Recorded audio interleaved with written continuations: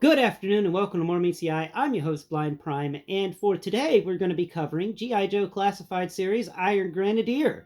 I have them set up here with Prophet Director Destro and Cobra Coil Baroness as a nice little companion set. Honestly, I've enjoyed Prophet Director Destro. He's my favorite Destro. I don't actually have another Destro, but I like the fact that he apparently has a gold head, and I enjoy that. I mean, and his suitcase is cool. I like the suitcase.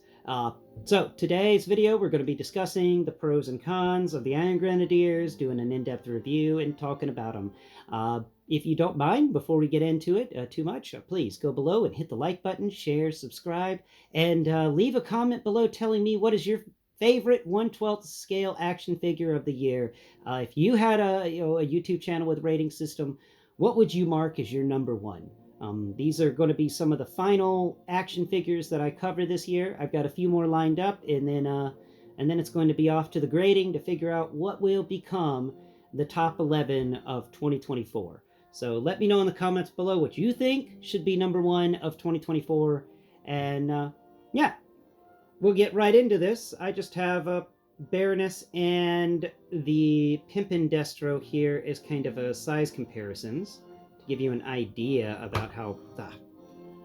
Baroness, you're always falling. So let's go ahead and compare Coil Baroness to the Iron Grenidier. We get that the Iron Grenidier is definitely bigger, he's taller, he's wider, but I mean, this is my favorite Baroness. I don't have any others. And so she's my favorite. Here is Pimpin' Destro against an Iron Grenidier, and we get the comparison here of Destro and Iron Grenadier's shoulders are almost the same width. Destro, what are you doing here? What's going on with you? Why can't you stand? What is stopping you from standing? Thank you. Stand up straight. It's hard to do a measurement whenever you kept leaning left and right. You drunk person. Okay, there we go. There we are. All right, cool. So here we are. Yeah, Destro's shoulders are not as wide as the Iron Grenidier, and Destro in the Iron Grenidier, if I remove his hat, get your hat off your head. Thank you, sir. Destro and the Iron Grenidier are about at the same height. I think the Iron Grenadier may be just a smidge taller, but it's hard to tell. So that is a nice little size comparison, putting them shoulder to shoulder. Here we go. I think it works out pretty well. These guys feel like something that would be guarding Destro in the Baroness whenever they're doing deals. Cool. Let me go ahead and move the Destro over here so I don't lose his sunglasses because he fell or something weird like that. And lay him down so his sunglasses are safe. I'm not losing those like I lost Rippers. Alright. Now, we only need to really talk about one of these guys, so I'm going to set the other one off over here to the side, so he's out of the way.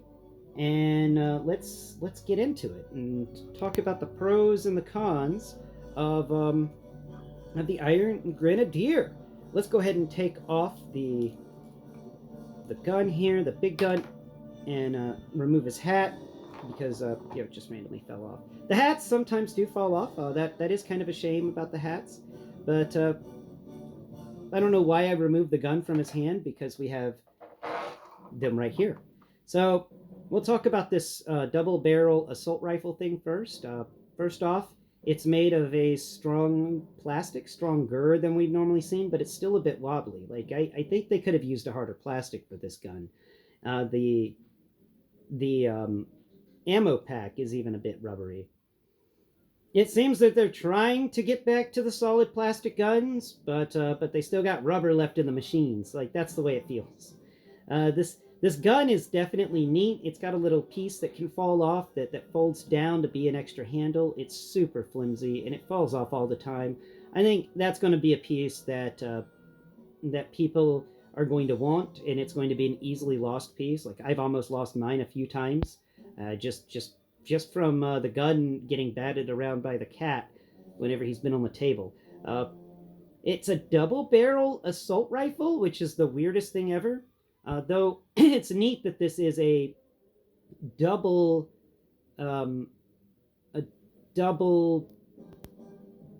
can't think of the name for the ammunition packs right now. Cartridges. Yeah, something like that. It's a double ammo cartridge. They're like both stuck together, and it's pretty cool.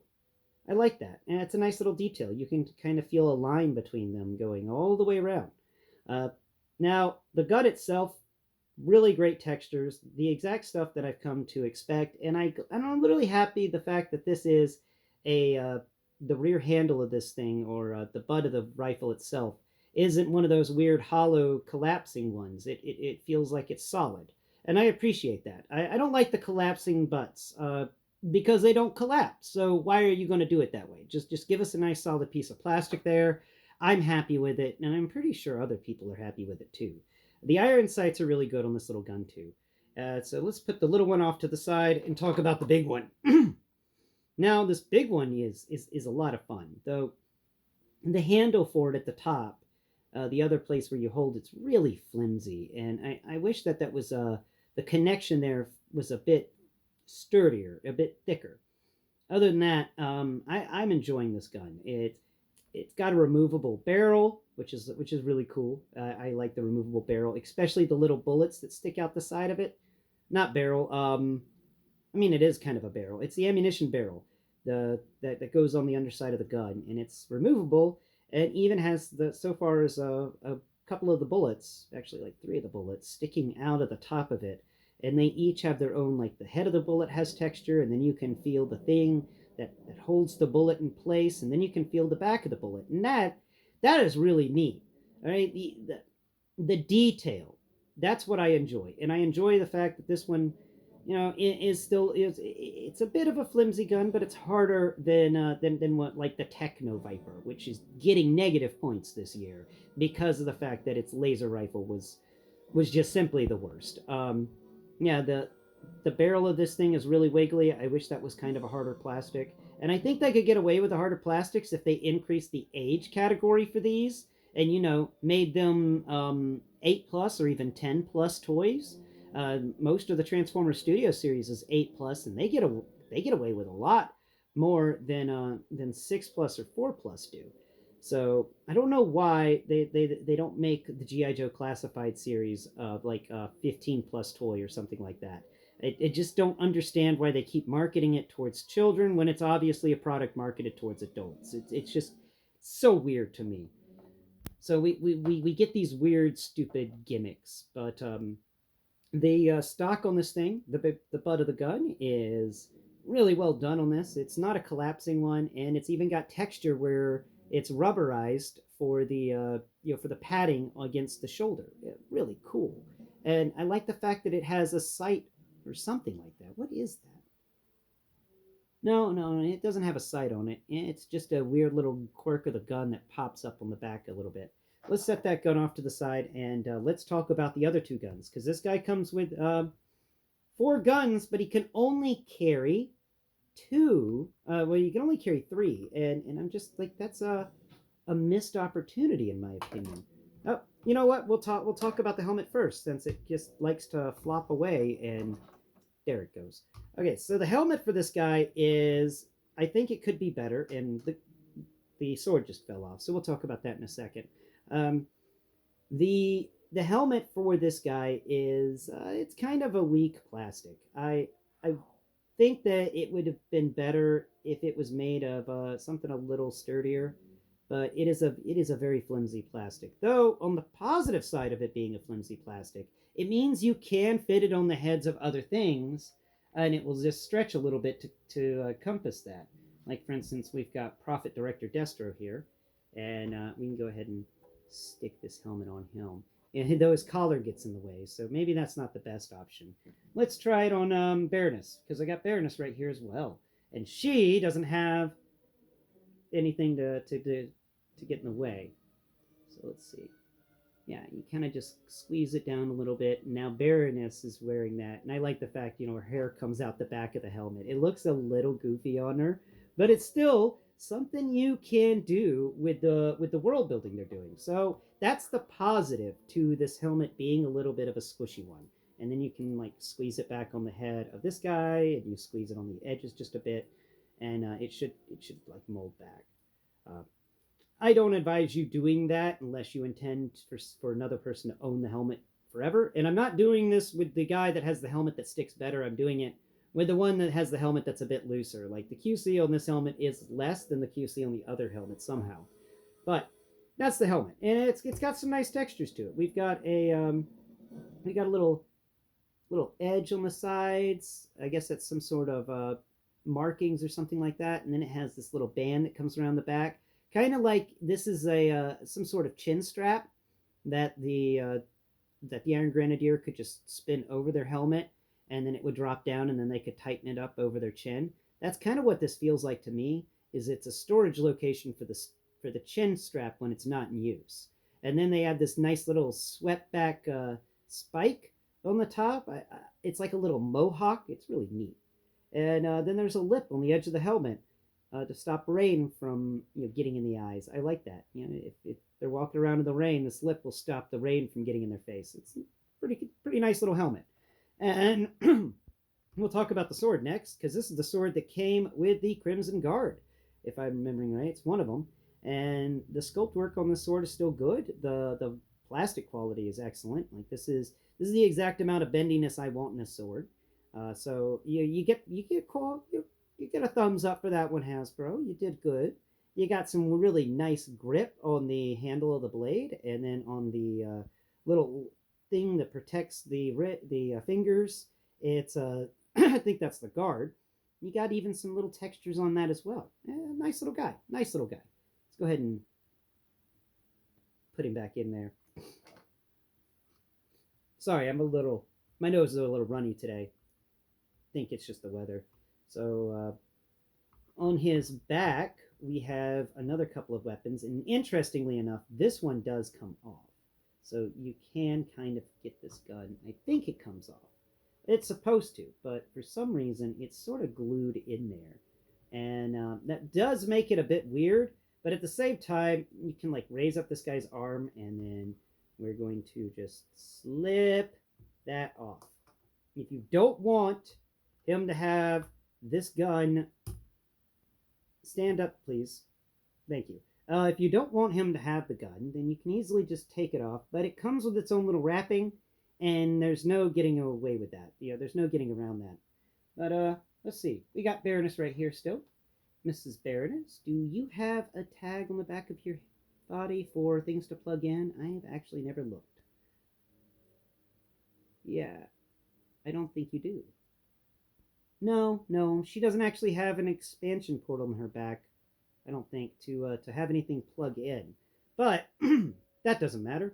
We can still do it. So raise her arm up, slip this over. Let's go ahead and slip it over your face. There you go. And then we're going to raise her hair up a bit and knock my Iron Grenidier over. And there we go. We're just going to position it over her shoulder. Yeah, and see, it fits over her left shoulder. And let's see, can you grab it with this arm? The articulation's not there. But maybe with this arm, maybe can you grab it?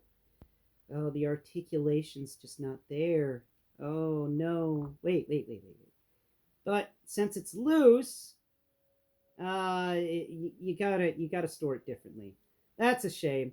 It almost works, but if we spin the gun around and put it in wrong, we can kind of put it into her hand. There we go. And it's kind of in there. So you can pose her to look like she's reaching over her back to grab and pull a gun out, but because of her lack of double jointed elbows, it does make it a little more difficult. But that's something fun you can do with the Iron Grenidier.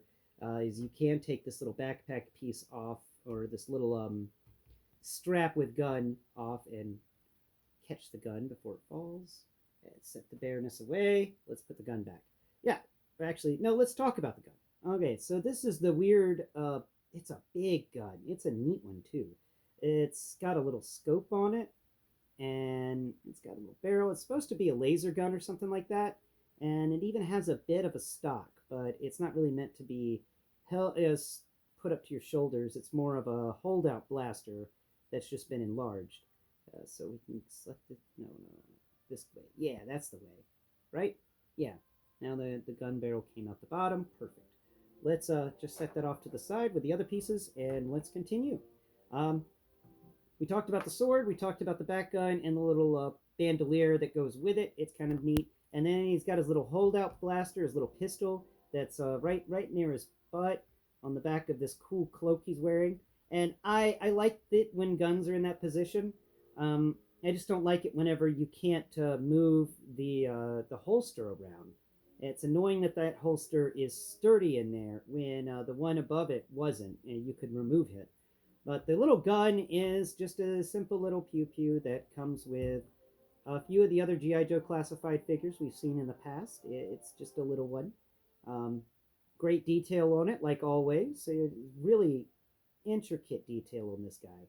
And maybe this is the laser pistol or something. It feels really odd. Like it's got a really unique texture to it. We've got a few lines, and then the little trigger guard actually goes up and becomes the bottom of the barrel. It's kind of neat. It's a neat little gun. I enjoy it. I think it's a fun one. So, moving on forwards, here we go. All right. We'll start the talk about him from the feet and upwards. So the bottom of the feet here actually have tread. Yes, we have lined tread like what you would expect to find on the bottom of the Flash's shoes, and it goes from the tip of the toe all the way back to the heel. I like it. It moves into that area, and then the heel's got its own unique texture. That's cool. I like it that a lot. I do think that's some of the best texturing on the bottom of a foot we've seen in a while. And then you pick the figure up, and we talk about the top of the boot. And the top of the boot is shiny because Destro likes his men to have shiny shoes, but it's also creased, telling me that this Iron Grenadier has actually had these shoes for a while, and they've been broken in. Like they're shiny shoes, but they're well used shoes. It's good equipment.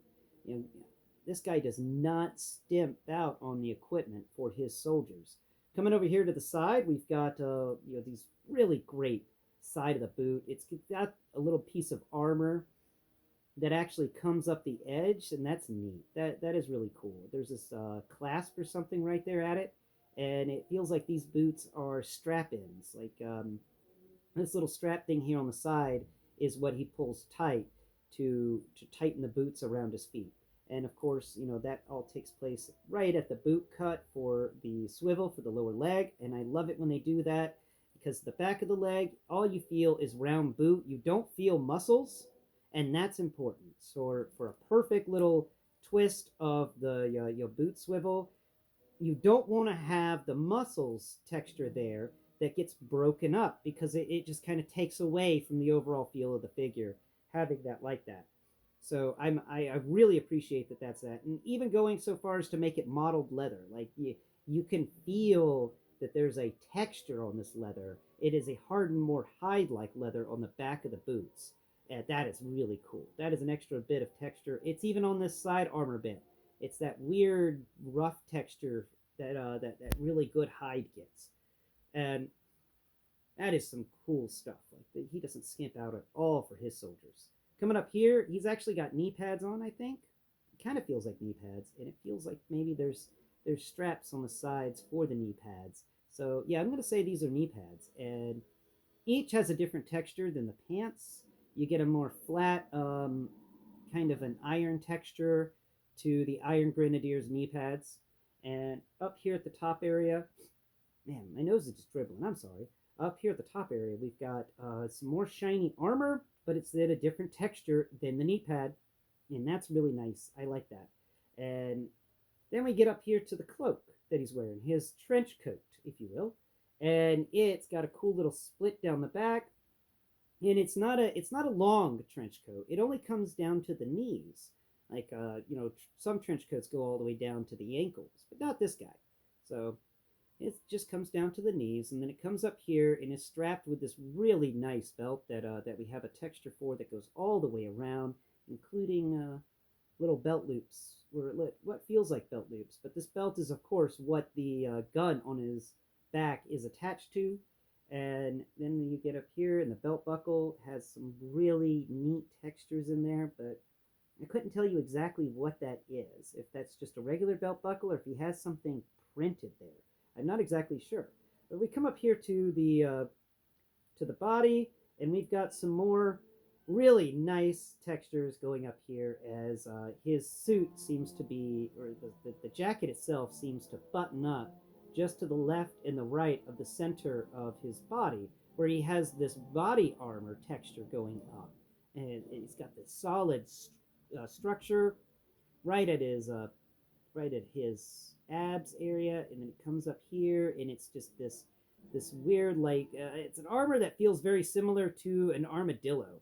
You got one layer and then another layer on top of that, and then another layer that goes up and another layer, and it goes all the way up to where the coat closes over and makes this pattern across his chest, where these two big straps hold the tops of the coat down to where it's been snapped into the armor that's in his midsection. Really unique textures there. It's really cool. You could tell this is something that takes a bit to put together. Like this guy, he doesn't get dressed quickly. Though I really think it's neat how they did the crossover right there, where you can tell that this being his right side, it goes under his left side. So he puts his right side coat together. So he straps his right side in, and then he comes over and he straps his left side in. And his joint there is really creaky. That is a really creaky joint. This one's really smooth and amazing, but his joint on this side is just creaky as all get out. I don't know why it is such a creaky joint. We gotta move some stuff around in there, I guess. But we'll get it. We'll get it all straightened out. But I like the fact that you can kind of feel how this guy puts his clothing on. And then on his arms, we've got the textures at the top of the arm of coat, and then we have down here where the coat is all bunched up, and he's wearing these nice gloves, and the coat is bunched up and strapped down right at his wrist, and there's a nice strap you can feel on each of his wrists. He doesn't have some weird device or anything on his wrists. He just has these nice straps. Though I wonder if there's even a clock. Like, do you have a watch? I think maybe this side has a watch on it, but I'm not exactly sure. So, coming up here finally to his face, we got the face that we saw before with the Crimson Guard. We've got this big face mask that has this neat little texture on the front of it. Really nice vent texture. And then here are the eyes kind of deep set into these weird goggles that are wraparound. They're really neat textured. And then he's wearing like a balaclava or something like that because he's got fabric over his head. It's really well done and well put together. The only thing really visible are his ears, I think, and it feels like maybe even his ears are behind the cloth. So, articulation wise, he's got all the articulation we've come to love and expect: drop down hinges, spinning at the hip, and then of course we've got double jointed knees, which are really stiff on this guy, and then double jointed elbows, which are really nice, and then, of course, 360 degrees in the arms, and is a little bit of butterfly, but not much. His head can look down decently. It can look up, okay. It can crack its head left and right and do an exorcist and spin 360 degrees. And then finally, there is a clickety-click in his core and a ball joint at the hip that allows him to spin sideways a bit and then clickety-click backwards.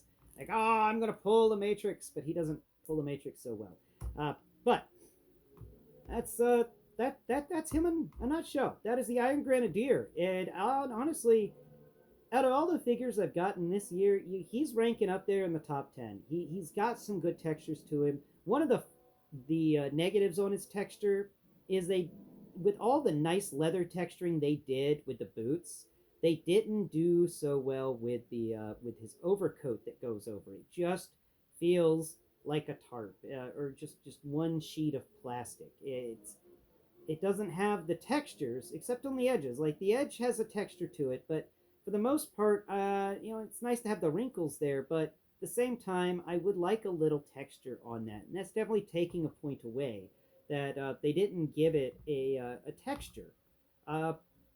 With so much that is textured, and with all these wrinkles that they put in there and textured in there, I am a little sad that we didn't get an overall good texture for this guy, for his overcoat. But that's only going to take 1 point away from him.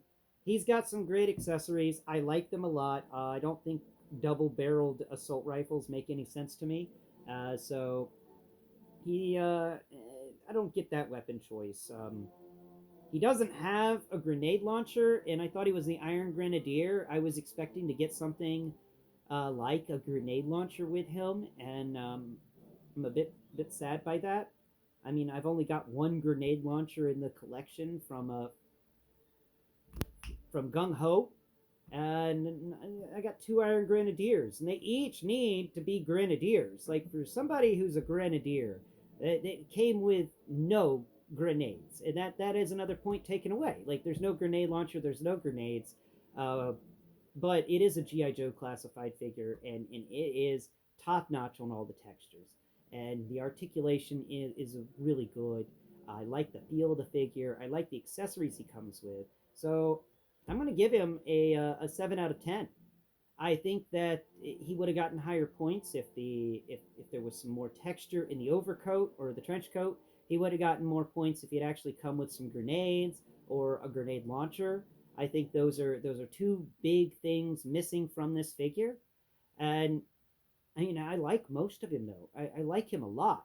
It's just that those are some little things, and I don't like how flimsy some of parts of the guns are. I wish they would really get back to the solid plastic weapons we got at the beginning. So yeah, 7 out of 10. Not a bad rating for a GI Joe classified figure. I do rate those a bit more strongly in the sense of I am more critical towards the GI Joe classified figures than most other 1/12 scale figures, but that's because I hold them in such a high regard. You got to be critical about things that you really you hold the torch up to, and I definitely love the series of GI Joe classified, but I will be highly critical of them. And well, yeah, that's all I got to say today about it. Wonderful figure overall. I was surprised that it came so early. I was expecting this in next year, but I was happy to get them at the time I had my wisdom teeth surgery, so it all worked out pretty well. Thank you all so much for watching today's video. I hope you've enjoyed the show. I hope you've enjoyed the conversation about the Iron Grenadier and the comparisons with Baroness and Pimp Daddy Destro. Let me know in the comments below what is your favorite 1/12 scale figure of the year, or what is your favorite GI Joe classified of the year. I would love to know what your number ones are. They may help me make my own decisions about what my top 11 will be this year. Until next Prime, bye bye for now.